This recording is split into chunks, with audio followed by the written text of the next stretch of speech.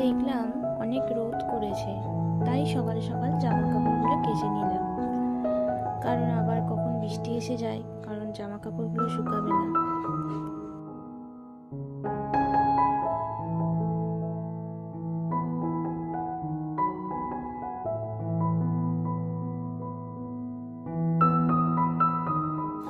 আজ আমার সকাল সকাল বরের সাথে ঝামেলা হয়ে গেছে, তাই মুখটা বাংলার পাঁচের মতো রয়েছে বন্ধুরা, দেখলেই বুঝতে পারবে।